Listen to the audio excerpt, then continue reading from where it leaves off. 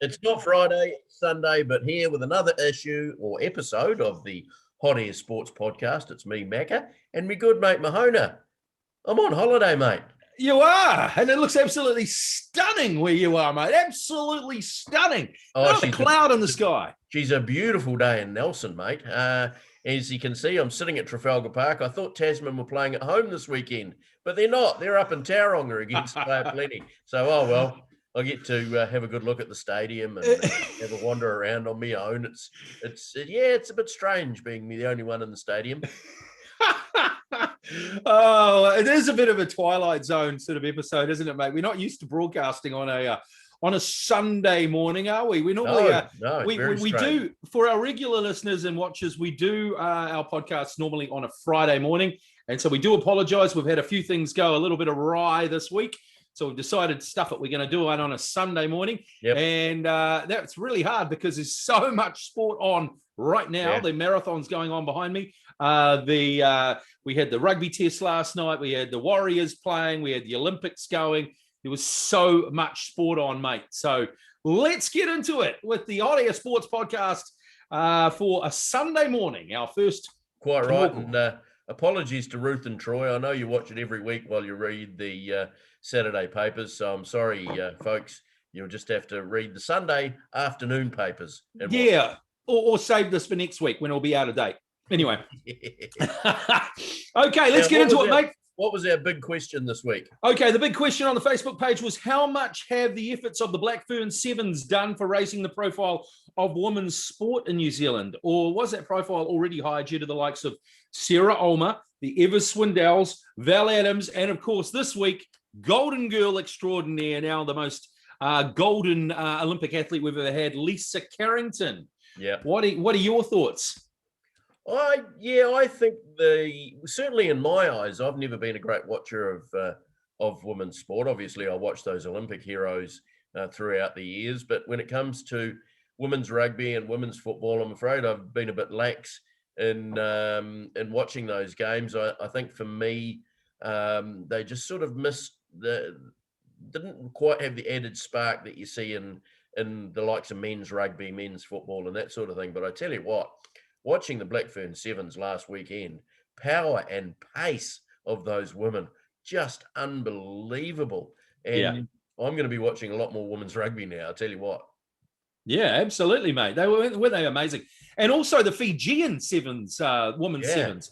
Man, where have they come from? They were nothing like a year or so ago, and now they are comers, man. They were brilliant, and they got the bronze medal, and very, very well deserved. I was really happy for them. But as far as women in sport in New Zealand go, man, they are leading the way at the Olympics. Absolutely phenomenal efforts, and I mean, I think it's great. I mean, like I'm a lot like you. I am always sort of had more of a predilection towards men's sport, obviously more power, more pace, all that sort of thing. But I am slowly I'm a bit of a dinosaur, slowly sort of heading towards the women's. I actually quite like a little bit of women's football occasionally now too, because it's sort of a little bit more simple. It's a bit more simple game. So there's a few more tactics involved and all that sort of thing. I do enjoy watching the women's football. But mate, can we get onto it? Lisa Carrington, what an athlete. I mean, that woman, I watched her in the K4 last night. It looked like she was completely spent, mate. I really felt a little bit sorry for her.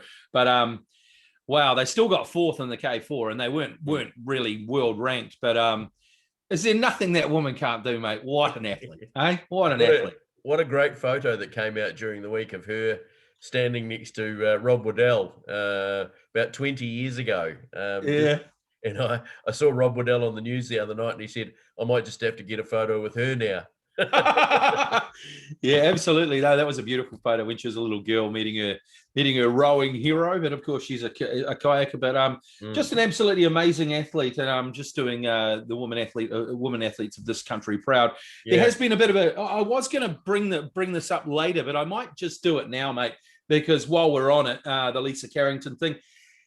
There's been a lot of debate this week. Is she the GOAT? Is she the Olympic GOAT? Now, she's won more medals now, gold medals, than anyone else. She's overtaken Ian Ferguson in that regard. What are your thoughts on who is our Olympic GOAT? I've got a couple of thoughts. I think she's amazing. Don't get me wrong before I start, but what are yours first?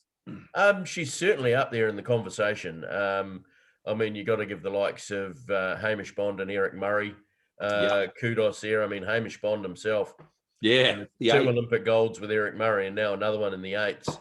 Just and I mean, the guy took time out of rowing and cycled for New Zealand in the Commonwealth Games 3 years ago. So, just proving what an all-round sportsman he is.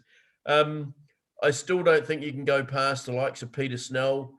Back in the day, back in the 60s, they just didn't have the support groups and teams around these guys that you have now. Obviously, the times were a lot slower back then. But, it's a tough one, eh? Put a gun to my head, and I don't think I could still pick one. But she's certainly up there in the conversation. Don't get me wrong. The thing is, look, she's an amazing athlete, and she's won more gold, and she's won multiple golds, which is incredible. The thing is, I've heard a little bit of, uneducated, shall I say, people that don't really watch a lot of sports. All of a sudden, they're all experts saying she has to be our number one athlete of all time. She's number one. She's number one. She's number one. Yeah, she's done absolutely fantastic, but she gets an opportunity at the Olympics to win 4 golds in one event, John Walker's not going to get that. Peter Snell, 800, 1500, that's hardly ever done. Val Adams, one shot, she gets one shot at the thing, and she did it in 4 separate Olympics. I mean, I know she's got 2 golds, but I mean, so to me, yes, I just don't think you can just go because she's got the most gold. Yeah, absolutely. She's the greatest GOAT of all time, She's just like, I mean, otherwise, you look at the swimmers, they've always got more opportunities to win more golds, don't they? Because they've got more strokes and all that sort of thing. So fantastic effort. I mean, I don't want to take anything away from her, but no, I just think it's a little bit rich for people sort of play out and say, no, she's definitely the GOAT because of the stats, because the stats don't go equally across all sports, do they? And for me, I mean, the athlete of our last century was Peter Snell, and the fact that he did it and he did the double, and that he did it in 2 Olympics, and just the way that Peter Snell ran away with that race. I know the time was a lot slower, but the way he ran past those guys like they weren't there. For me, Peter Snell will always be our greatest unless we get another runner like that. Because to me, the Olympics are always about athletics too. So. Oh, quite right. Just a couple of interesting stats I picked up the other day was that of our 7 golds, and of course Lisa Carrington's won 3 of them, only one was won by men. And that was the 8 states. All the rest won by women. But men are still ahead, aren't they? Because there's 8 of them. So there's 8 against 7. So. Quite right. Sorry. That's terrible. The other one was interesting was that of all of the gold medals that we've ever won at Olympic Games, more, and don't ask me the exact numbers because I can't remember, but more gold medals have been won by people sitting down. Absolutely, because most of our medals have been won in rowing, and third is canoeing. Yeah. So definitely sitting down, almost always on the water, and sometimes going backwards. Yeah, sailing, equestrian.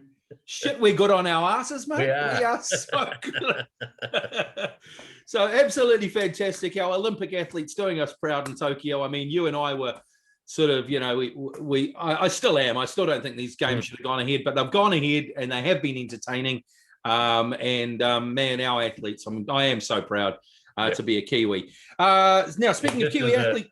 A quick aside, Guy Havelt, the TVNZ reporter, will be back in the country in a few days, and we hope to catch him, if not next week on the Hot Air Sports podcast, on the week after while he's doing his managed isolation. So brilliant. We look forward to having Guy back on the show. No, that'll be great to get some insight into exactly how it was at the COVID Olympics in Tokyo. So obviously he's over there doing his bit for TVNZ, and it's very interesting watching.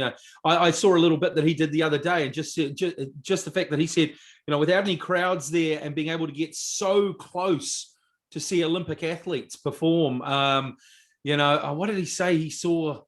I can't remember the exact. It was at some, like, say, the fastest swimmer, the fastest runner. These people that you just never ever get the chance to see that close is just an absolutely incredible thing. So it'll be really interesting to hear his thoughts when he's on the podcast again. Yeah. Laurel Hubbard, mate, she failed to medal at the Olympics. There was a lot of talk about Laurel Hubbard before the Olympics, saying she was overwhelmed, but the issue of gender in sport continues to rumble on. It's not going to go away, is it? Because more likely transgender athletes will be competing in future games. I noticed that one of the Canadian footballers was a transgender athlete. Yeah. So she's the first one to pick up a medal. She made this statement: "I am not entirely unaware of the controversy which surrounds my participation in these games." Well, all you need to do is read the paper to know that. And as such, I would particularly like to thank the IOC for, I really think, affirming its commitment to the principles of Olympianism and establishing that sport is something for all people. It is inclusive and accessible. What are your thoughts on Laurel Hubbard and the way she performed, and should she even be there performing for New Zealand? For starters, yes, I think she probably should be there if she is within the rules of her particular sport. I don't see any problem with it. If she was outside of the rules, then I would have a problem.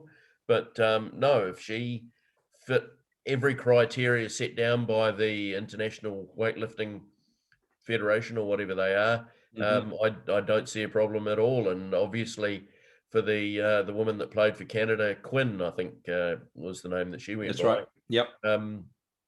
Yeah, no problem at all.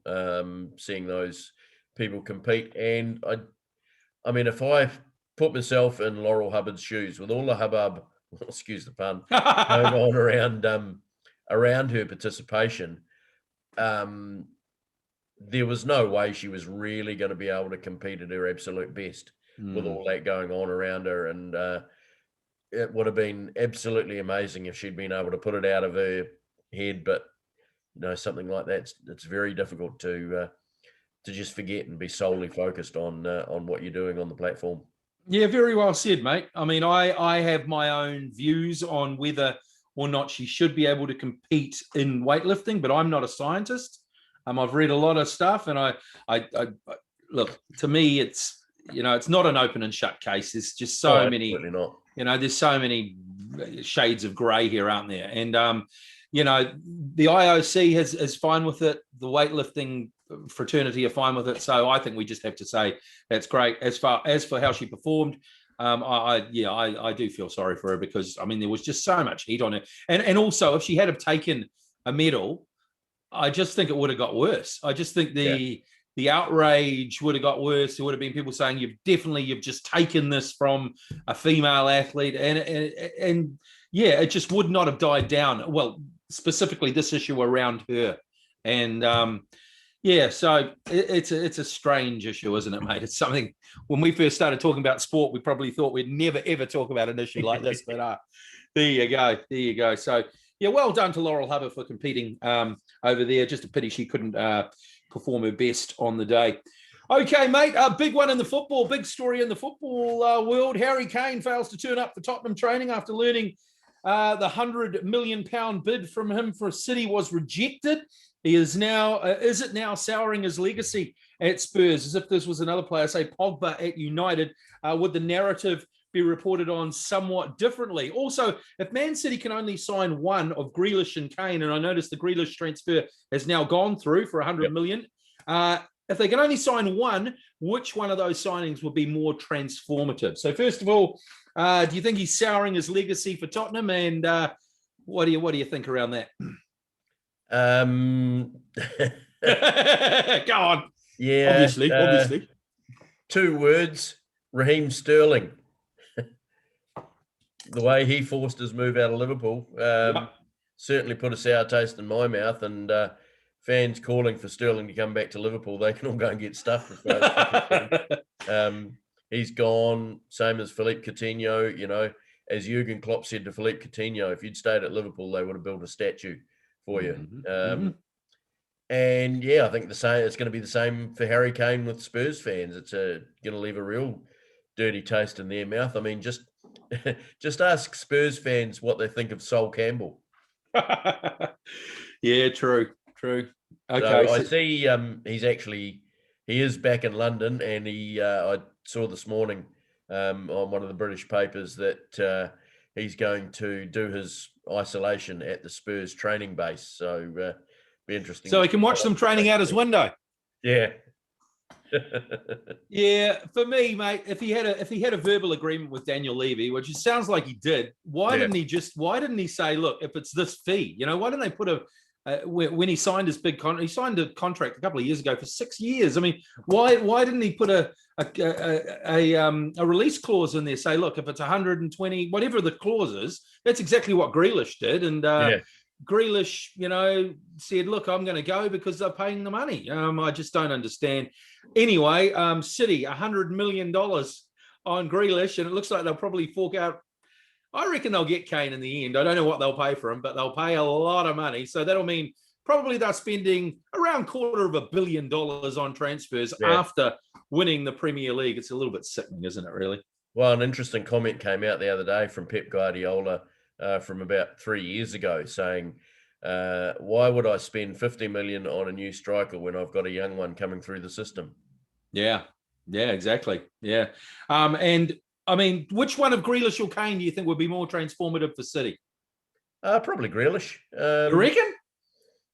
Yeah. For me, I think Kane for sure. They didn't play with a centre forward last year. If he's playing for them, and he's got all those guys behind him, De Bruyne and stuff, giving him he's going to score 30 goals a season, easy. Yeah, good point. So for me, and Grealish, they've got Foden, they've got De Bruyne, they've got Sterling, they've got so many options. For me, the centre forward, I just hope Kane doesn't go there. But it's not the first time that someone's done this in Spurs, is it? Berbatov, 08-09, set out Spurs opening 3 games because he wanted to get away. Keane, Robbie Keane, of course, begged Daniel Levy in his office to join Liverpool in 08-09. Modric, of course, Luka Modric, before he left, he said that he had a deal with Chelsea to go to Roman Abramovich Chelsea, and then in the end he played for 1 more year and then buggered off to Real Madrid. And of course, lately, Gareth Bale, of course, he didn't play in Spurs' 13-14 preseason tour to Hong Kong. So it just seems like Spurs must be a bloody awful place to be, mate. Everyone wants away from there in the end, don't they? Yeah, quite right. Well, they have no use for a trophy cabinet, do they? Absolutely none, mate. Absolutely none. Of course, the rugby was on last night, mate. The All Blacks played fairly well, I thought. Ian Foster, during the week, though, said that he's not seriously considering taking Roger Tuivasa-Sheck on the end-of-year tour to the Southern Hemisphere. Do you think that's the right decision? Yeah, hard to say. I mean, it's going to take Roger some time to get used to being back in rugby. I think it's probably a good idea. I mean, Foster really wants to be able to see him at Super Rugby level before he can say whether he's definitely going to be. I mean, we think he's probably going to be an All Black, but he's got some pretty good options already in the outside back. So you look at last night's game. I thought Havili and Leonard Brown were outstanding in the centre. They were. And Sevu Reece and Rico Ioane both had good games as well, and that's without even starting George Bridge, Will Jordan, and Geordie Barrett. So the riches that he's got at the moment. I still believe McKenzie would be better served coming off the bench, even though he did have a pretty good game last night. The last 20 minutes or last 15 minutes concerned me a wee bit. What concerns you specifically about the last 15 minutes last night? Well, the 3 tries that the Wallabies scored. Yeah, we'd made a few changes at that stage, though. Sevu Reece, for me, is a bit of a worry. I just think his defence isn't that great. He played okay. The other guys, though, the midfielders, I thought were great, fantastic. Havili looks a different player, doesn't he? He does. He looks bigger. Is he bigger? He looks bigger than what he was at fullback. And Leonard, those two are forming a great combination. So, I don't know. He's got a hard job getting into the All Blacks, I think, and I think it probably is the right decision. Although, if you think he's definitely going to make it in the All Blacks, an overseas tour would probably bring him into the culture and all that sort of thing. It's going to be bloody interesting anyway, isn't it, mate? Watching Roger Tuivasa-Sheck running around in a absolutely. In a I rugby. think if he does go, it'll be as to do what you've just said, is to get him acclimatized around the squad, the coaches, all the other players, and just get used to the touring life. I mean, he's been doing the touring life for the last couple of years with the Warriors, but that's obviously a wee bit different, playing games week in, week out, and it'll be interesting. As I say, I think if he does if Foster does take them on the end of year tour, it will just be to acclimatise them to the pack. All right. Okay. So we'll talk about the test match in detail a little bit later on. But fresh on news of Simone Biles and Naomi Osaka citing mental health as reasons for not competing recently in the last couple of weeks. More examples. Amelia Kerr pulling out of New Zealand's Women's Cricket Tour of England, and Ben Stokes taking an indefinite break to aid his mental health. Is this an epidemic or just a few talented athletes who now believe that this is a legitimate excuse when in the past they would have just bitten the bullet and carried on performing? Isn't anxiety and nerves just part of sport at the very top level? What's going on here? Yeah, it's for for the likes of us who are, yes, we are old and crusty and both came through the school of hard knocks and whatever we've done, we obviously haven't played sport at the top level, unless you're holding out on me and you're keeping a big secret. But it's a tough one. I do wonder sometimes whether they're, they just want a break and that's the excuse they're using because it sounds better in the media rather than just, I just need a break. I mean, Ben Stokes' father passed away recently. Yeah, and I know from personal experience that sort of thing does hit you hard. Mm-hmm. And Amelia Kerr's an interesting one. She's 20 years old, young lady. I mean, very young. And in saying that, she has been in a lot of pressure situations for someone so young. So they're both interesting ones. The ones that we've seen at the very, very top level are the ones that I guess you could say, there's a lot of pressure on tennis and golf players and Simone Biles, I guess, to perform week in, week out. And, any reduction in performance is often seen. And I think it goes back to something we talked about, if not last week, the week before. It's just the pressure on athletes now through social media. Yeah, that's a big thing, eh? And I think also we lose sight of what these people, I mean, often they're so young when they come through. Yeah. And so they've been brought up with all the social media stuff. So they're kind of used to it. But then they go from 0 followers or 100 followers to 100,000 almost overnight with their success in their sports. And whether, they've probably been focusing 100% of their effort on their sport. And then as a result of that, of their success in their sport, they all of a sudden have all this added pressure. And they don't even, they might consider it. They're probably looking forward to it when they're coming through. They think, oh, the fame and the fortune, all that sort of thing. But when it actually hits, it's a different thing. It's a different beast. And not everyone, is cut out for that sort of thing. Yeah. You might just be an athlete. You might just be really, really good at a sport. And you don't really have the skills or the equipment or the tools to handle those sorts of things. So I think it's good that they should be able to come out and say it. I know what you're saying about the excuse. I would feel terrible if that's what athletes were doing, using mental illness as an excuse to take a rest. If you need a rest, take a rest, but it's a really interesting thing, because we used to always think that, that was part of it. And I watched the Warriors game last night, mate, and there was some major mental disintegration in that game. There was a couple of guys sledging big time, and one of our guys just lost his head and decided he wanted to punch the guy in the face, and did. And then the ref said, whoa, and then he looked like he was going to cry. And honestly, mate, there was stuff going on in that game that was just so vicious as far as what they were saying. You could tell that it was just breaking people down. It's mental disintegration. And that used to always be part of sport, But now I think, I don't know, it's always a way to get an advantage, isn't it? It's always a way to get an advantage, especially in a team sport. But when it's a one-on-one sport, even a sport like cricket, where it's often individuals against a team, it can just come down on you, can't it? So it's just we're living in 2022, I guess, was what I'm trying to say. And people have pressures on them, different pressures than what they. Yeah. And so from the other side of the coin, I was most impressed with Lydia Ko yesterday. Bro. Just unbelievable sportsmanship from her. She just looked so relaxed on that golf course, smiling, just smiling and applauding her opponent, saying, "Oh, great shot!" You're just like, and going back to the playoff hole, she's down doing something on a bag and looks up and says, "Oh, by the way, good luck."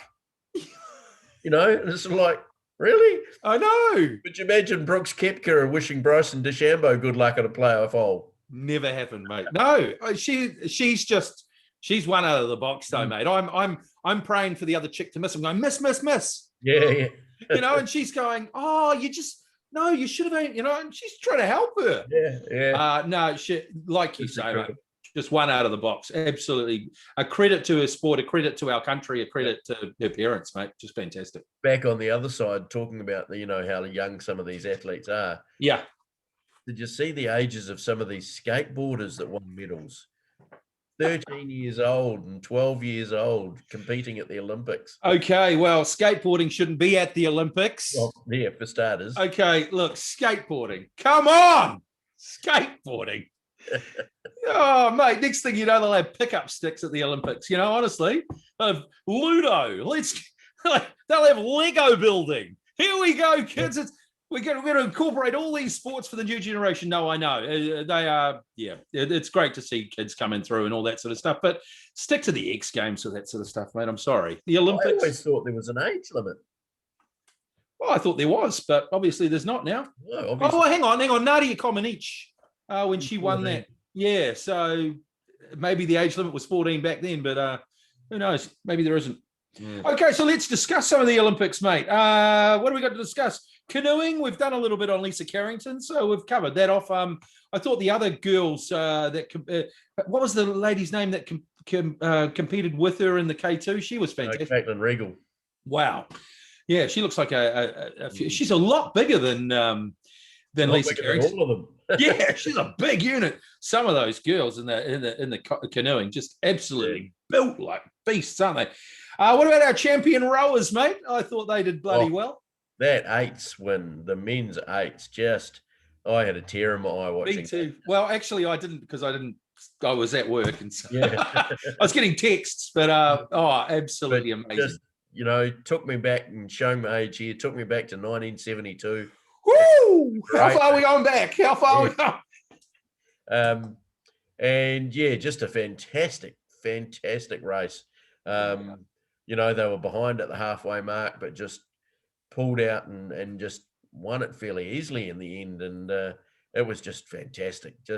Isn't it, mate? And the fact that it was the eight, the eight, which is the blue ribbon event, isn't it, at the rowing, and we just haven't even had a boat in the eight for so bloody long, just having a boat in the final was a great thing. And then, we get in there, boys. Well done. Right. The rugby sevens, I thought those girls, I mean, I felt a bit sorry for the men's team, but they really just got outdone by a better team. I mean, the Fijian, the men's were just absolutely fantastic. They were just built of concrete, faster, quicker. I felt a bit sorry for Scott Curry, our captain. I thought he played absolutely fantastic in that final and did everything he could, but and looked so disappointed to get a silver, but well done to them. And of course, our women athletes carrying the flag for New Zealand rugby, mate. They're absolutely fantastic. Just amazing. As I mentioned before, the pace and power of those women was just incredible. And, the likes of Ruby Tui and Portia Woodman just got absolute wheels on them. And who's Michaela Blyde. Oh, Michaela Blyde. She's great, isn't she? She steps in off the left wing. And rocket. Oh, absolutely. Yeah. About the only people she couldn't go around with the Fijians. Yeah. A couple of times she got around the outside and they were just, man, those Fijian women, they're coming. Nathan Wong just pulling all the strings from halfback. Oh, she played so well in the final. So well. To see her get that the last try in the final. Oh, wasn't it?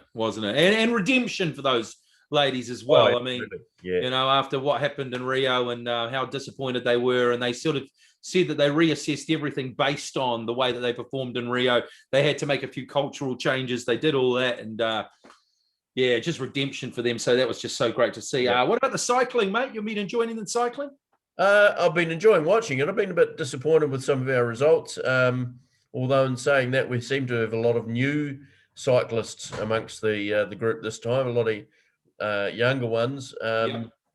But But yeah, good to see us win a couple of medals the other night. That was fantastic. A couple of names I'd not heard of before. Especially because the guy, what was his name? Campbell Stewart. Campbell Stewart, thank you. Yep. He wasn't even supposed to be racing. No. Because the guy that was supposed to be racing broke his shoulder, or felt sorry for him. Crash, that one. Oh, it's awful. Did you see afterwards? Like looked like the skin suit had burnt into his skin. It was horrible. But no, I thought those two silver medals we got the other night were fantastic in the Kirin and the Omnium. Yep. Of course, I'm an expert in all these races. The Omnium, very strange race, wasn't it? 4 different events with points. Yeah. I watched it with the missus. We were trying to work out what was going on, but it's very, very difficult. If you now we still have a medal chance today in the Kirin. That's right. The men's. The lad's name that's qualified, but and the young girl and the female Kirin, Elise, Elise Andrews. Woo! And the way she acted afterwards, just so great. That's what the Olympics is all about. Oh, just so happy. Just like, yes, get in there, girl. Not a New Zealand medal, but there was a name who won a medal in the equestrian that I'm sure you've heard of the surname. Go on. The young lady's name's Jessica Springsteen. No. Daughter of. Really? Bruce Springsteen's daughter's at the equestrian at the Olympics. Yep. Bruce Springsteen's daughter, Jessica. Wow. Wins silver.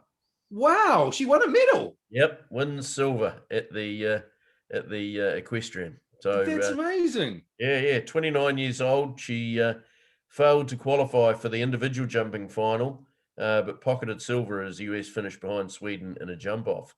So, yeah. That's cool. That's very cool. I bet you Bruce is probably more stoked of that than he has a lot of recognition he's had from his music. I mean, I bet you that's just amazing. He said that he'd done a really quick video call with her family back home, but they were all screaming. I don't think we understood anything. Just saw the Team USA gear.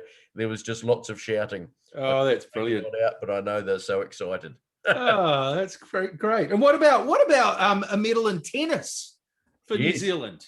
Yeah, hey, Venus and Daniel taking out the bronze medal in the men's doubles. Thought that was a great effort.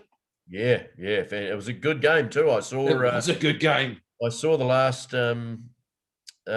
set. We were down at the White Swan Hotel in Greytown. Very nice. Having a bite to eat and listening to some great music down there, and they had the tennis on in the background. So I had sort of one eye on the music and one eye on the tennis. Good on you. Boys. Pick up that bronze medal. And what about the best looking man in the New Zealand Olympic team, David Nika, in the boxing, mate? Hey? Yes, very proud of young David. In fact, I've actually got a photo that was taken 5 years ago at the under-18 baseball champs at Cloud Park in Auckland.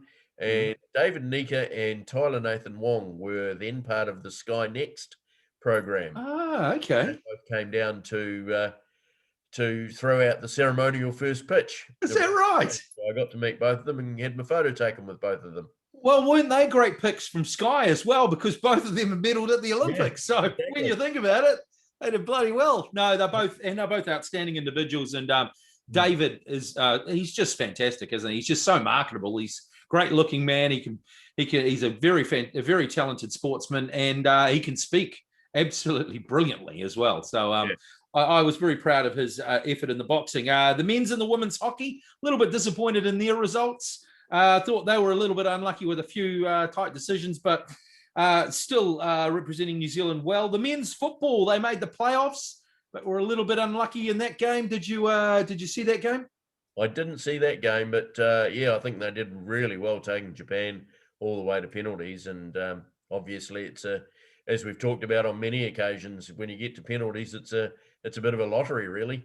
But great. I think the New Zealand football's future is absolutely flying. They've got some great young players, and one lad from the team Daniel Garbett, is wanted by 3 Premier League teams apparently. So nice. Yeah, so good luck to him, and hopefully it all works out for him. So we'll just have to wait and see. But fantastic future for New Zealand football.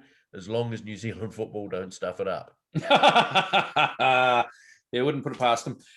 You've also put on here, mate, plus the coming of age of shot putter Maddie Wish or Wish. Wishy, yep. Wishy. I thought she performed very well getting to the final of the shot put. Yep. I think she's got a big future ahead of her, and having been able to perform on that stage with her idol sitting right next to her, you know, talking her through things while competing herself, I think was just probably an amazing experience. And I think we're going to sing a lot more of Maddie Wishy at future Olympics. Where did she finish in the end, mate? Do you know? She was in the final, wasn't she? 6th. Yeah. Okay. 6th. That's bloody awesome. Hammer thrower Jessica Redcliffe as well. Someone that you noticed. Yep. She did well getting to the final. That's a crazy sport, that hammer throw. Oh. I was telling my wife Michelle the other day that I tried it once at school and ended up flat on my face. I'd pay money to see footage of that. Macca trying the hammer. Oh yeah. Brilliant. No, that is a strange event. Our sailors, Chuk and Burling, they won silver. They narrowly missed out on gold. They just got pipped. The Germans got in between them and stuffed that up for them. But they did well, pick up a medal. Anton Downs Jenkins reached the final of the diving. I thought that was great, and his reaction was fantastic as well. Yeah. He couldn't quite believe it. It's just like, oh my God, it's amazing. It's amazing. I can't believe it. Oh my God, I didn't even be in the semi-final. I'm in the final. I was just like, mate, yeah, you are awesome. Talking about young people competing at the Olympics, there was China had a 12-year-old competing in the diving, and coming off the top board, he hardly made a splash when he came into the pool. It was incredible. It's great. I know. That's the thing. They're off the high dive and they come down and just. I know the diving is amazing, isn't it? Yeah. The way that they can get splash into the. Although I think they need to introduce. I think they are a little bit, they're always looking for the slender athlete. I think what they need to do is introduce the belly flop competition. Right. Most water taken out of the pool. That is something they need to introduce. I would be all for that. I think that'd be a fantastic event to watch. I tell you what, it wouldn't surprise me if that's high on the list of new sports for the Brisbane Olympics. Absolutely. 2032. Absolutely. I could just see a few Aussies giving that a go after a few schooners. Tom Walsh in the shot put, I thought was impressive, mate. He just couldn't quite pull out the big one on the day, but a bronze medal. I thought he did well. The two guys that won gold and silver, that Ryan Krauser was just he's enormous, that man. He's an absolute beast. He is. And the guy that finished runner-up, Kovacs, he was a beast as well. Yeah. But there was quite a gap between third and fourth once Walsh threw one out over 21 metres. There was, as I say, quite a big gap of 10 or 15 centimetres back to fourth. So top three, same top three as it was 4 years or 5. But they threw a lot further than they did. Yeah. I thought that was great. And just anything else catch your eye with the New Zealand Olympic team that you want to talk about before we move on? Sort of the New Zealand Olympic team. Obviously, we talked about how the men's sevens were disappointed in picking up just the silver medal. Not as disappointed as the British boxer in the light middleweight who got handed his silver medal and just put it straight in his pocket. Did he really? He did the football thing. He did. They all do. They just take off the medal and put it away. But why? Because they're not putting medals on them. They're just handing it to them. So he didn't even put it around his neck. He didn't put it around his neck, and it was only after the winners of the gold and the 2 bronze medal winners actually held their medals up for a photo that he reluctantly pulled it out of his pocket and just held it about here. A little bit bad sport, but never mind. I'm not really surprised that it happened in the boxing. A couple of events that I'd like to cover off just before we finish the Olympics. Watching the 50K walk with the missus the other day, and we were like, they're not walking. They're not walking. They're running. Especially when they've got to do a sprint up to the other guy, and they're like, I'm going to catch up. I'm going to catch up. And they're all, it's just the weirdest event. Yep. Also, the fact they're running they are running 50 Ks in about 40-degree heat. They all just look so, the pain on their face. And it got me thinking, events in the Olympics that you see that you have absolutely no desire to ever want to try. Yep. The 50K walk could be right at the top of the list. Never, ever want to do that. They always look like they just look in so much pain when they finish. And who can forget Craig Barrett? Never. The wobblier legs. When he looked like he'd had about 15 tequilas at the end of that race. Honestly, there were people walking there. It was just like, my God, what is wrong with him? He looks like, it's just a horrible event. I just think they should just get rid of it. Those guys should all be jogging. And also, the last thing before we go, the joint high jump gold. I don't know whether you saw this. I did, yeah. The two guys in the high jump. What were their names? I will get their names because I don't want to get this wrong. I have got them here somewhere. Where are we? Qatar's Mutaz Issa Bashim and the Italian Gianmarco Tamberi both cleared a high jump, 2.37 meters, but failed to clear the next bar. The judges came over to them and said, well, you got a choice. Do you want to keep jumping or do you want to share the gold? They decided to share the gold. What are your thoughts on that? I don't have any problem with it at all. I mean, if they had failed if they'd both failed at the higher level 3 times, what were the chances that either of them are going to do it after another couple of efforts, especially as the fatigue started to set in? I mean, I think it was probably the best way to decide it, and given the fact that they're the best of friends, made it all the much better. I think it's pretty awesome. They both get to. The thing is, though, they're not really sharing a gold, are they? No. They're not cutting the medal in half. They both get a medal, so they both win. It's like, hey, here's my gold medal. No one's ever going to ask them in the future, did someone else get a gold medal? Because that doesn't work like that, does it? Yeah. So, I thought it was a good way to end it. But I also thought, what if at the beginning of the event, when there's 30 or 40 competitors, they'll just go, hey, should we just all settle now? Yeah. Everyone gets a gold. I don't know. Yeah, I don't think you can do that. All right. We're very, very proud of our Olympians. Still got a couple of chances at medals. It looks like our best ever Olympics as far as the amount of tin we're bringing back. There you go. Yep, 18 medals was our previous best at Rio, and we've hit the 20 mark now. 20 mark and way more gold than we got in Rio as well. So just an absolutely amazing effort by our... one short of our best ever gold medal haul of 8, which was in Los Angeles in 1984. 84, yep. The Ferguson and McDonald Olympics. That's right. What we have to remember about the 84 Olympics, though, mate, is there was an Eastern Bloc boycott. So let's not forget that is probably the reason that we had a very, very good medal, the amount of medals we won in LA. Because we do forget that the Eastern European blocks are actually very, very good at kayaking too, don't we? And in LA, we took a whole bunch of golds in kayaking, and who's to say that that would have happened if it wasn't the case? All 8 of those medals were all sitting down too. Absolutely.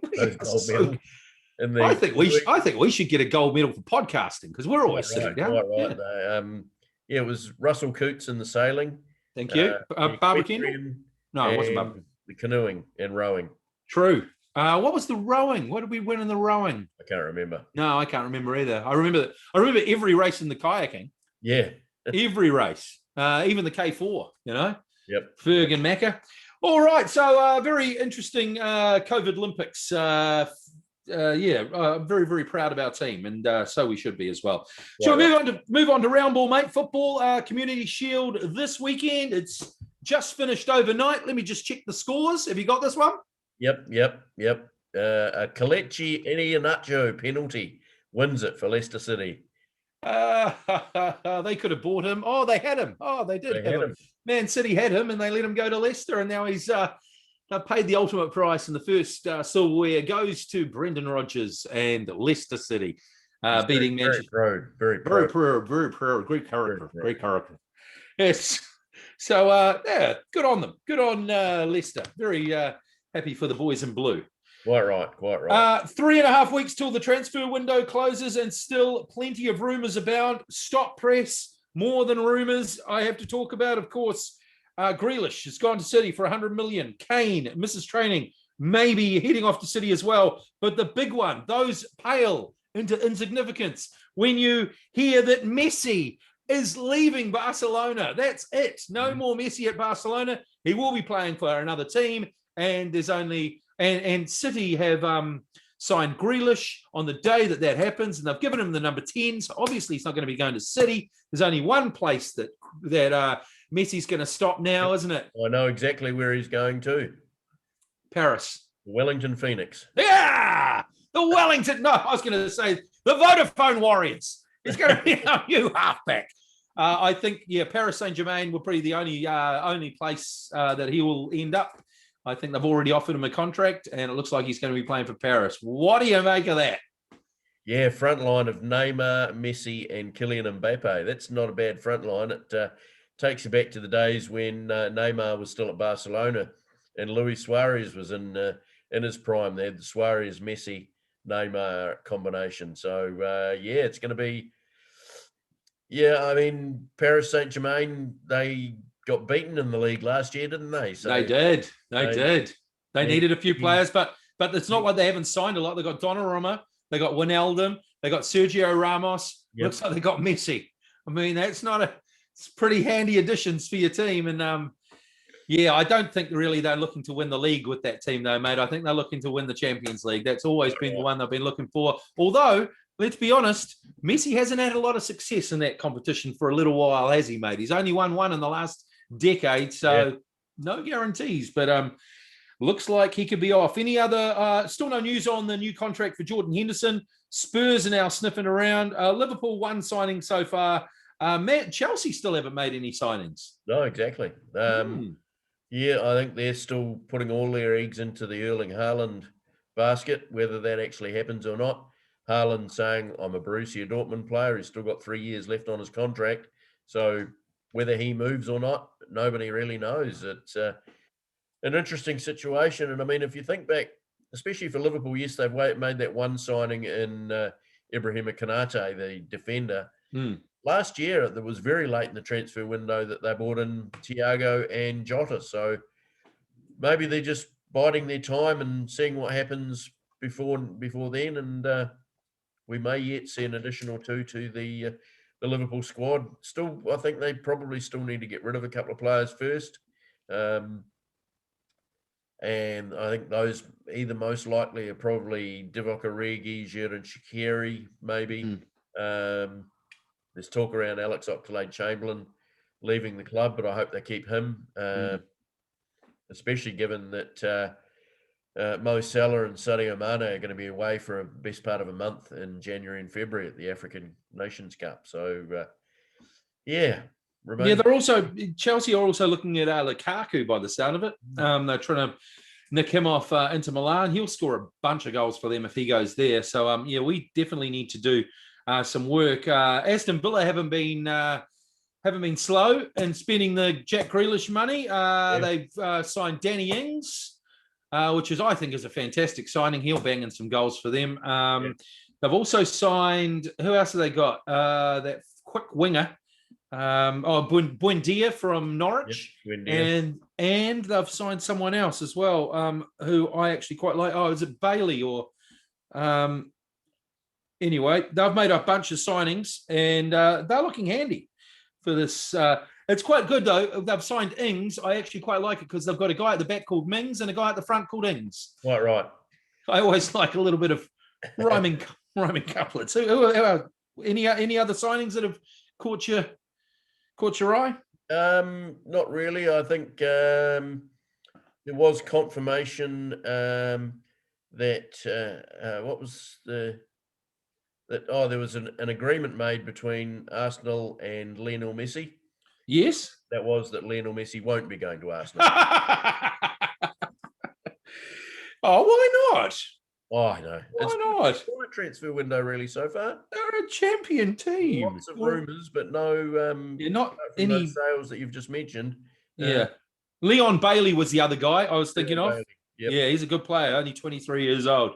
And of course, I've also signed Ashley Young, who's still alive and still playing football, which is kind of crazy. Of course, Everton got in early and made their signings, and as did Manchester United with Jadon Sancho. So and Varane. Still plenty to come, I think. Absolutely. Okay, the Rugby Union, mate. Let's move to the Rugby Union. Of course, it was a test match on last night. What did you make of the test match, the All Blacks defeating the Wallabies? Yeah, I thought they played well up until they started bringing all the reserves on. Yeah. As I mentioned earlier, those 3 tries in the last 10 or 15 minutes were a wee bit concerning. But we didn't really have the ball, did we, in that last 15 minutes? No. The Australians really climbed back into us. I think there were probably a few people that may have got on the All Blacks at 13 and over would have been a bit annoyed at the end of the game. Given that the All Blacks were ahead 33-8 at one stage and closed it out at 33-25. So the 8-point gap. I thought Richie Mo'unga was outstanding at first. Absolutely. Havili at second 5, we've already talked about. Aaron Smith in his 100th test. Didn't he play well? Another great performance. And the forwards, I thought all the forwards were outstanding in patches. I thought Akira Ioane was very good in patches, but also went missing a wee bit. He was really good to start, wasn't he? He was really good in the first half. Yeah, it did fade. Was impressed with Dalton Papali'i. Thought he had a good game. Yeah, me too. Whitelock and Retallick were just their normal. George Bauer, man, what a great game he had. He can get around, can't he? He's mobile. Get around. So I think it augurs well for the rest of the season, I hope. Obviously, we're not going to see those games in New Zealand. We'll have to stay up late and watch them in Australia. Another interesting little thing that popped up, I noticed on the sideline advertisements, they were promoting the fact that the new Prime Blue All Blacks jersey is made from recycled plastic. Good to see their New Zealand Rugby doing their bit for the environment, especially now they've just signed up with an oil and gas company. Yeah. So sort your shit out, New Zealand Rugby. Does that mean that if I buy an All Blacks? Sorry, does that mean that if I buy an All Blacks jersey now, it's going to cost me less than $200? Or if it's just recycled plastic, come on, bring the price down. Hey. Also, mate, on the rugby front, on the code front, the British and Irish Lions, they were thrashed 27-9 in the second test, and I think the third test was overnight. And I haven't seen the result, but I've seen the pictures, so I know who won. Yep. The Springboks, 1916 winners. Cheslin Colby comes up trumps with a superb solo try before veteran Mornay Stain. He must be about 53 now. Yeah, about our age. Winning penalty with just minutes to go, and 2-1 series win for the Springboks. So no surprises, really. We did say after the first test that we thought that they would be a lot better for the run out, didn't we? And we once again our knowledge proved right. You know, you can do worse than listen to these two old doyens of of sporting knowledge. Right. The Lions coach Warren Gatland asked the World Rugby to take action against Springbok Director of Coaching Rassie Erasmus. Is he a coach or a water boy who delivered an online rant over the first test officials? Gatland wants action to prevent officials from trial by social media. What are your thoughts? That was an interesting rant from Rassie. But I'm confused as to what he wants, what job he wants, whether he wants to be the director of coaching, which is effectively the Springbok coach. There he is running out water bottles and delivering messages out on the field. I didn't think he could do that, but he obviously found a loophole in the wording of something which meant he could do that. And I think he needs to keep his thoughts to himself rather than spouting them off on social media. And of course, the IRB came in and gave him a slap over the hand with a wet bus ticket. He'll never be doing that again. He's learned his lesson. Well, not till the next time anyway. Yeah, exactly. Okay. Any more on code? Any more? Well, the NPC started this weekend. Yep. I haven't caught any of it. I'm sorry. I've just been too busy. And as I mentioned, I thought Tasman were playing at home this weekend. I'm still sitting here at Trafalgar Park waiting for it. but they're playing Bay of Plenty this afternoon. The big game on 4:30 Yeah. at Eden Park. Yeah. Auckland versus Canterbury. Ooh. Big game first up. And some couple of interesting results already. Manawatu upset Counties Manukau 30-21. Taranaki easily won over Hawke's Bay. But Wellington put 54 points on Northland.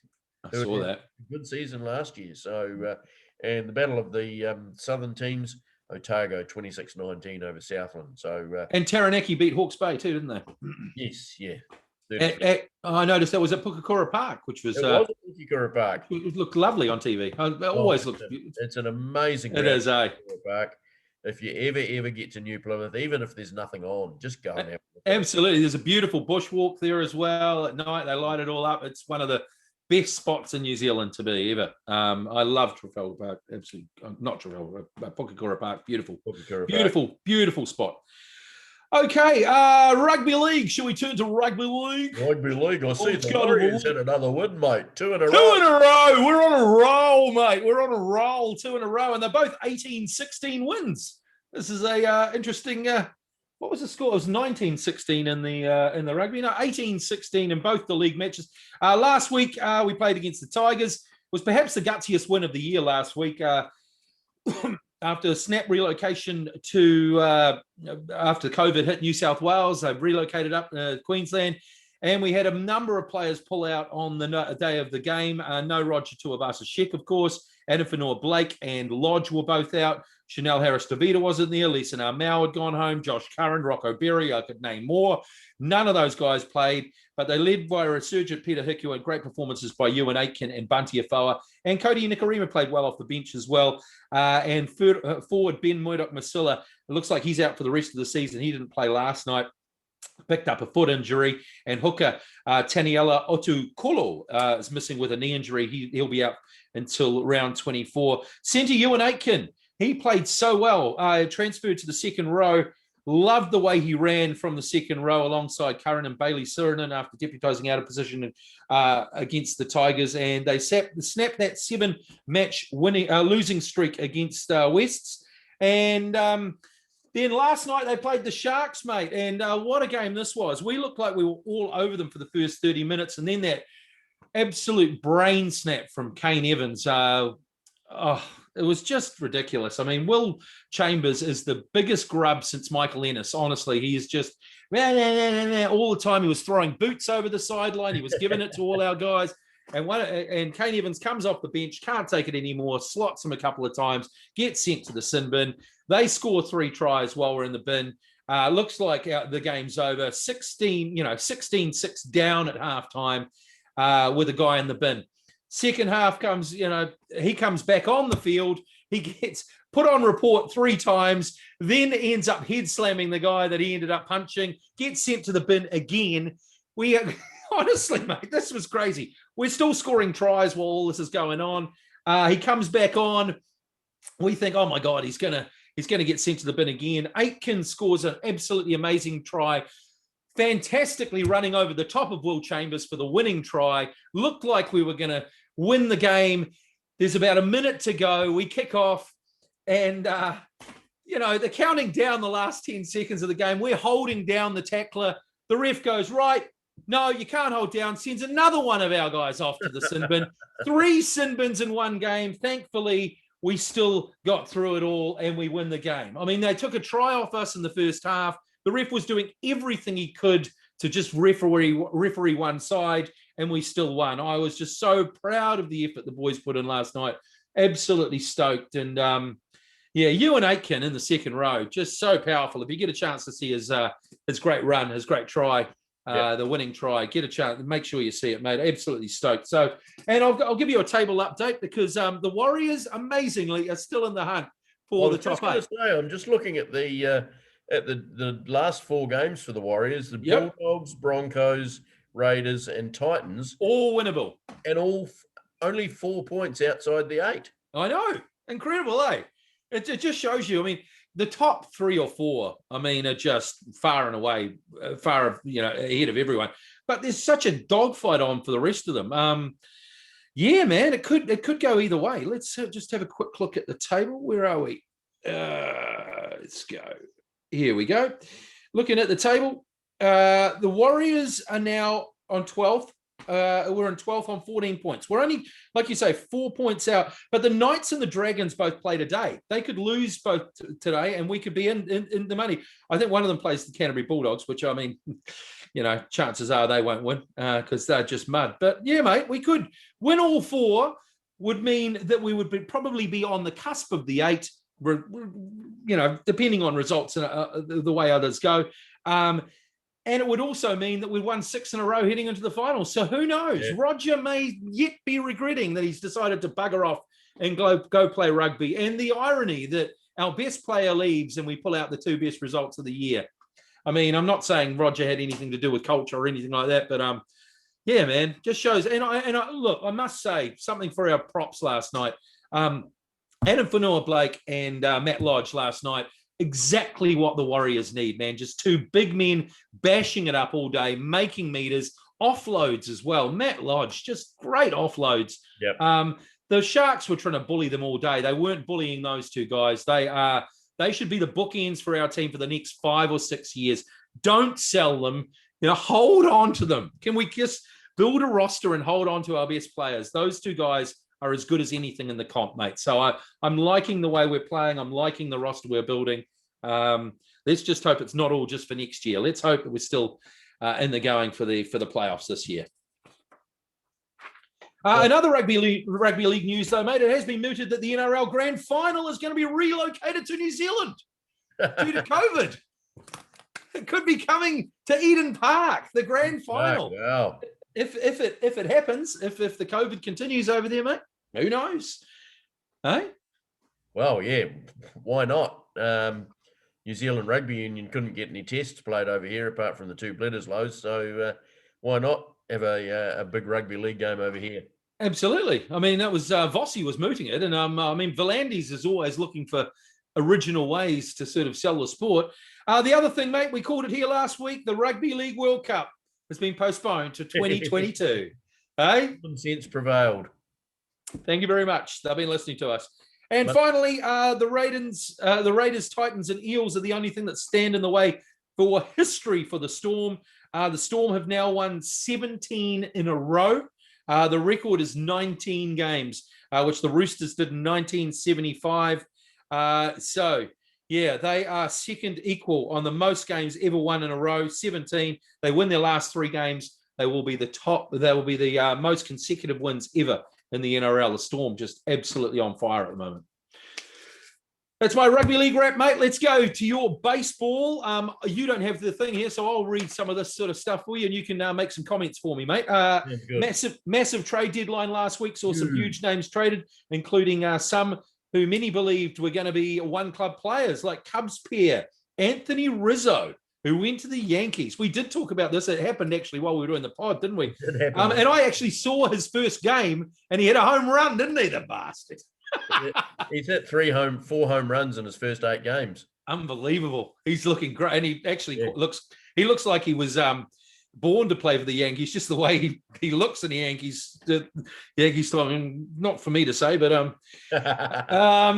yeah, and Chris Bryant, who I thought was going to be at the Cubs forever as well, he's gone as well, and he's now playing for the Giants. What's going on? Francisco Giants. Yeah, it's a big. That was a big deadline day move. That happened right on the cusp of the trade deadline, and as you say, I didn't expect either of those two.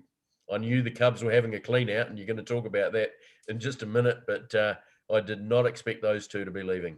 Unbelievable, eh? I mean, they're basically just a completely different side now to the side that won the World Series just a few years back. They're just completely different side.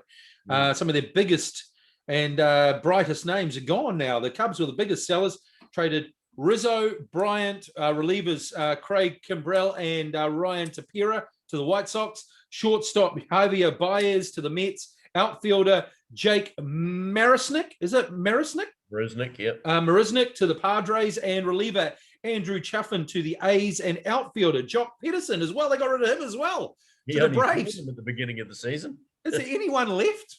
No. Over the Cubs. Last one out, turn the lights off. All right. Other blockbuster deals. I'll let you say a word on each of these. Max Scherzer and Trey Turner, Nationals to the Dodgers. That was huge. That one. I think when we spoke in the last podcast, they were all set to go to the San Diego Padres, but the Dodgers stepped in at the last minute, prized those two away. Scherzer, he's already got his ticket to the Hall of Fame. Yeah. But Trey Turner, he's just an amazing shortstop. He's one of these players that flies under the radar quite a lot, but he's an incredible player, and he's got every tool in his kit. He can hit for average, he can hit for power. He's a great runner. He's an incredible shortstop. So he's what they call a 5-tool player, and he's going to be a huge hit. Interesting that they brought him in, though, given that the World Series MVP plays at shortstop already for the Los Angeles Dodgers and Corey Seager. So I think Turner's going to be playing at second base. So they'll mix those two up. But yeah, great gets for the Dodgers, who up till then had been quiet. I was going to say, you said that last week. They haven't done anything. Well, they're just waiting for the right players to come on the market, weren't they? Yep. Pitcher Jose Berrios moved from Minnesota to Toronto. He's a great up-and-coming talent, Jose Berrios.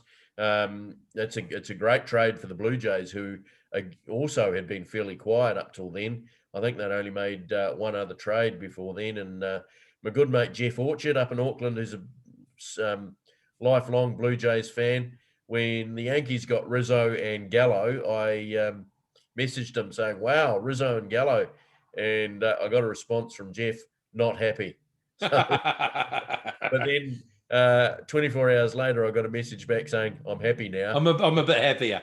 Once they got Jose Berrios. They also got closer Brad Hand, which is a nice name. I like the name. Yeah, he's a very good closer, Brad Hand. He's been up there with the most saves in a season a couple of times. So a good get for the Blue Jays. And with Berrios, it really does help them out on the pitching front. And the Cubs are rivaling, the Nationals are rivaling the Cubs for the team selling the most players. They've sold outfielder Kyle Schwarber to the Red Sox and starter John Lester to the Cardinals. Yeah, Kyle Schwarber, he only joined them from the Cubs earlier in the season as well, during spring training. So he's been moved on fairly quickly. He'll be a good get for the Red Sox, given the dimensions at Fenway Park. He's a left-handed hitter, but he does hit a lot towards left field. So with the Green Monster in Boston, he'll go well there, I think. And what do you think about John Lester?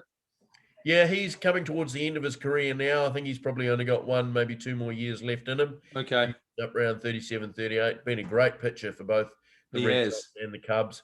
Another cancer survivor. Yeah.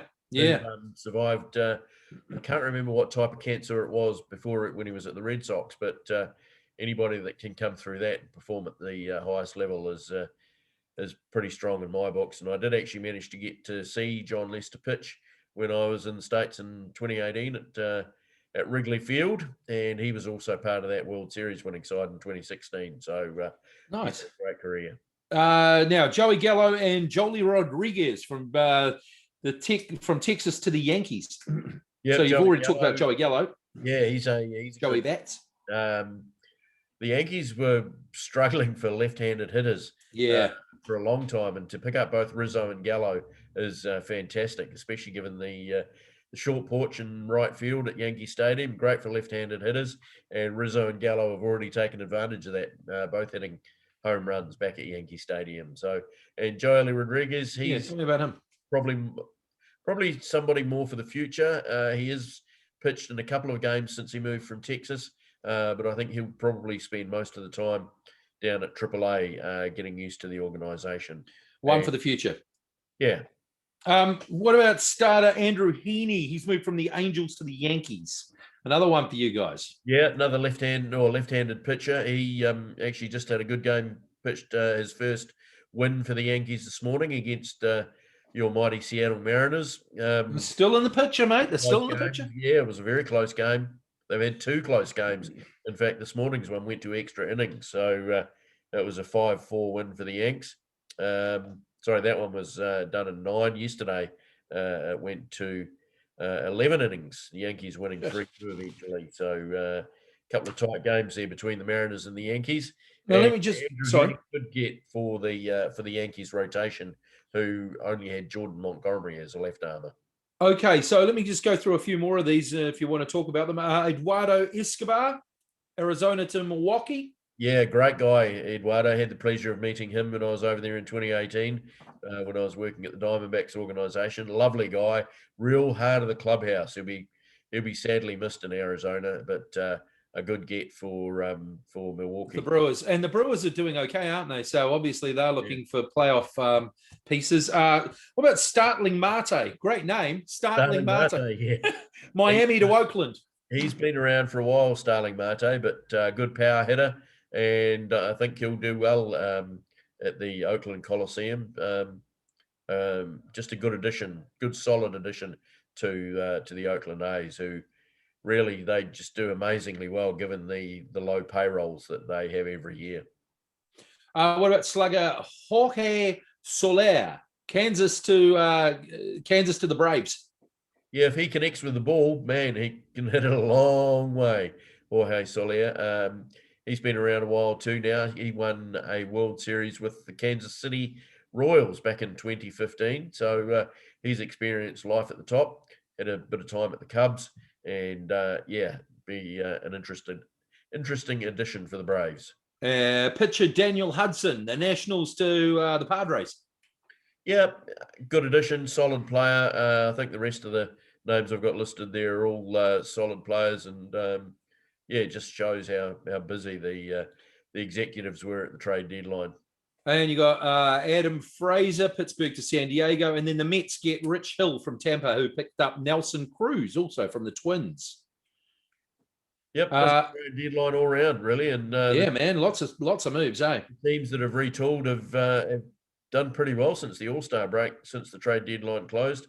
The Yankees they've won their last 5 in a row and gone 8-2 since in their last 10 games, and have climbed back to within just 2 games of a wild, or 1.5 games of a wild card spot, and are only 5 games behind Tampa Bay in the American League East. The White Sox, they're 10 games ahead now of Cleveland in the Central. In the West, the Houston Astros 2.5 games ahead of Oakland, with Seattle still in with a chance in the wild card. How many games behind are we? Seattle, they're actually slipped out. They've lost their last 4. Bloody hell. It's always the way. 5.5 games back in the wild card race at the moment. Boston and Oakland hold the 2 wild card spots, but the Yankees are only a game and a half behind Oakland, so plenty to do there. In the National League, Philadelphia are leading the way by just a half a game from the Mets, and Atlanta a further half a game back, so that's going to be a tight contest. Milwaukee lead the Central by 7 games over Cincinnati. And in the West, San Francisco still lead. They've got a 4-game advantage over the Dodgers, and the Padres a further 3.5 games back. In the wild card in the National League, the Dodgers and San Diego are the leading sides, with Cincinnati 2.5 games back in those races. So, interesting. Getting to the business end of the season now. Still a couple of months to go in the regular season. End of September, we'll know who's going to be in the playoffs. So, how many games to go? So you said there's 2 months, right? Yep, they've played 100, and most sides have played around 109, 110. So they've still got another 50 odd games to go. So still a wee way to go yet. Plenty can happen. It's just so many games in baseball, eh? All right, what about Kiwis? Mate, you mentioned Jason Matthews on here with the Great Falls Voyagers in Montana in the Independent Premier League. How's he been going? Haven't had a chance to update his figures this week, but I'm sure he's going great guns. One story I did pick up during the week was that young Ayrton Laird from the Central City Club in Auckland, he has just finished at North Iowa Area Community College, and has just committed to, if I can find it here, where is it now? Here we go. He's committed to Central Arkansas, the University of Central Arkansas, which plays in Division 1 of the NCAA. So, brilliant. a good signing to Ayrton Laird, and we'll be following his progress next year. And what about Kyle Glagoski, mate? He's someone you mentioned most weeks. Still on the disabled list, I understand. He's still got that right elbow strain. Yeah, still there. And again, I haven't had a chance to have a look at how Ben's gone this week. Ben Thompson, of course. He's with the lower Augusta Green Jackets, isn't he? Yeah, you love that name, don't you? I do love that name, mate. It's got a golfing reference in there, so I think it's fantastic. Elliot Johnson left New Zealand this week to begin life as a New York Mets player. He's on his way over there now. He's cool. Ensconced in Florida, all set for the Rugby League, which starts up, I think it's in the next couple of weeks. So we'll once he starts playing, we'll follow his progress closely. Sweet. Okay. Before we sign off, we've got good week, bad week to do. I'm going to start it with my good week. Nathan Brown's had a great week for the Warriors. Warriors coach, couple of wins, makes things all the better, but there can only be one good week recipient this week, and it has to be Lisa Carrington. What a absolutely, she's just fantastic. I mean, what can you say? She's not had a good week. She's had a great week. She's had a bloody awesome week. But I have noticed, I've just popped up on my news feed now, mate. Lisa Carrington has made a statement on her Facebook page. It is a privilege to be recognised as the most influential Maori sports person for the last 30 years. There are so many influential Maori, so I don't feel I stand alone. She's just made that post, or she made that post earlier this year. Reading some of the comments, very, very disappointing on here, man. I mean, this is bad week for me, okay? Social media, bad week. Anne-Marie Morgan, you inspire me, but how sad to make sport about race. Your struggle is no different to any other sports person. Sport is a great leveler, no matter what colour or race you are. Dallas Chilcott. I'm reading these people's names because they've written them. I would like to see white role models as well. I'm so pro of my white heritage. And Jane Crakey. Above all, you are a person, competitor, representative of yourself, representative of your country. That's all New Zealand, not just one race or the other. You're a great athlete for all. I'm sorry, mate. There you go. I'm not even going to comment on them. I mean, so way to turn a positive thing into something negative, you know? So good week, Lisa Carrington. Bad week, social media with just the people on there. I don't know who these people are. I don't know, you know. I don't think we want to know who these people are. No, but, you know, would they say those things to her in real life? Would they? No. No. Why are you saying that? Anyway, it's incredibly frustrating, incredibly sad that there are people out there that have to focus on that sort of thing. That's something that we choose not to do on here on the Hot Air Sports podcast. We'll focus on the positive. Our glasses are normally always full. I've got through a cup of coffee, so it's empty at the moment. I have to go and make another one. Before we do sign off, talking about comments on Facebook, I posted the podcast link on a comment I made on Sky Stadium's post about losing 2 tests, which are now going to be played, one in Auckland and one in Australia. That's right. And I posted last week's pod where you may remember I had a wee bit of a rant at the New Zealand Rugby. Just a little bit. Yeah, came off the long run, didn't it? Thanks to Grace, who commented on that link saying how pathetic it was that we don't want the pandemic in this country. I'm sorry, Grace, you can't have listened very well, because I did state in that rant that I did want the South Africans and the Argentinians to still do their managed isolation. And of course, the Wallabies have been in a bubble before they came over here. So just make sure you listen properly before you make a comment. But thanks for the positive comments on other issues from Murray McAuliffe, great follower of the podcast. Good on your muffler. Hope you're still enjoying life over in Australia there.